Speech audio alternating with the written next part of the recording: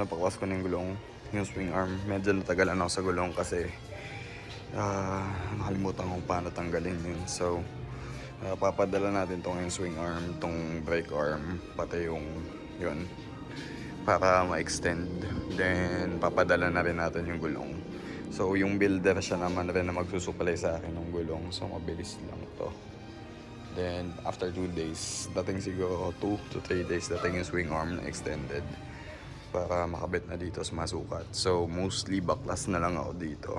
Yung swing arm ngayon, may meet upin ko yung builder. Dala niya na kasi yung plus 3 na swing arm. So, swap lang kami nitong swing arm na to. Tapos, dagdag na lang ako.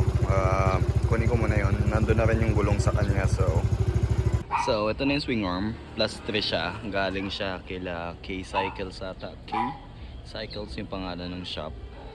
Yung gulong nandun sa may vulcanizing, binalik ko lang. Iwan ko to dito kasi kukunin ko yung rim set para makabit na yung gulong. Tapos makapagsukat-sukat na ako ngayon bago bumagsak yung araw. So, balik tayo pag nasa akin na yung wheel set. Manong B muna ang gulong natin. Yan yung ikakabit. Yan yung kapalit. So, tamang manong B muna tayo. Sakit. Wow, sakit. Wow.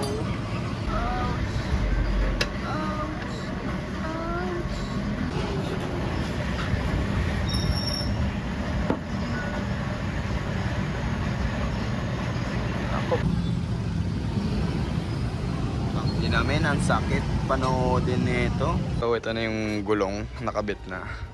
Medyo na-atake tayo ni Manong V. Madami-dami yung tama. Tapos, may tama din yung interior ko. So, next time na problemahin, hindi pa naman tatakbo yan. So, yun yung difference nung gulong. Parehong 17s, pero kitang-kita naman na mas matangkad to. So, mamaya kakabit ko. Hindi ko sure kung makapapakita ko sa inyo since medyo late na, baka wala ng araw. Pero kabit ko, if ever, bukas ko pakita.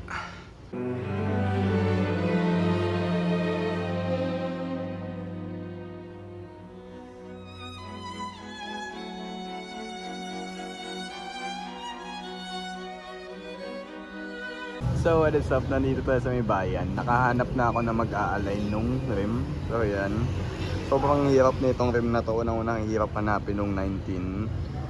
Sinuwerta na lang ako sa gulong na yun ang pinakamadaling hanapin. So naging problema kong next is yung rayos. So buti naman nagawa ng paraan. Pang 17 yung rayos na ginagamit namin eh. Pero ang alignment nito kasi diretso lang, parang kalesa ang dating. So nagawa naman ng paraan. Balikan ko pag buo na, papakabit ko na yung gulong after. So palit ng set, yung unang tinaray kanina masyadong mahaba.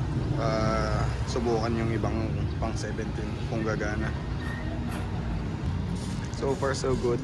Mahaba daw masyado, pero mukhang may pag-try dito.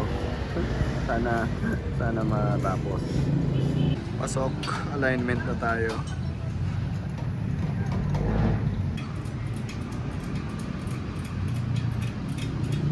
So ayan na, buo na yung rim set, nagawa namin ng paraan. Nagpapahinga lang saglit dito sa may Dunkin. Kape-kape lang kasi pag-iising ko kaninang umaga, binaklas ko yung rim, tapos dumiretso na ako dun sa may shop. Kasi feeling ko pag hindi ako nakahanap doon, pupunta ako Marikina. Fortunately nakahanap naman tayo, so pahinga lang, balik ng bahay, papakabit ko na yung mga gulong.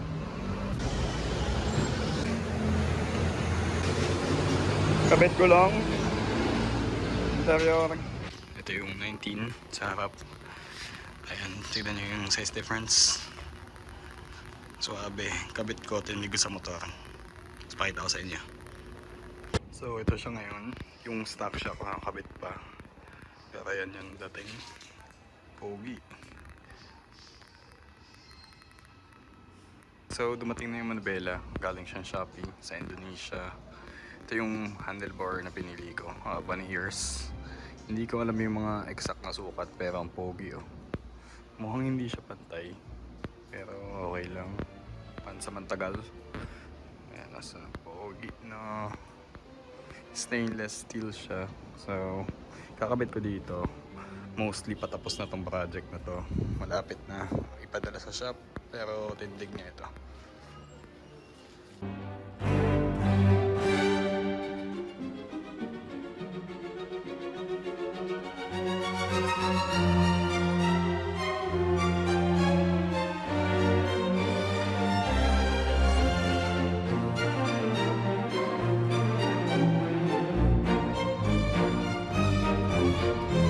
Yun, nabaklas na yung manibela.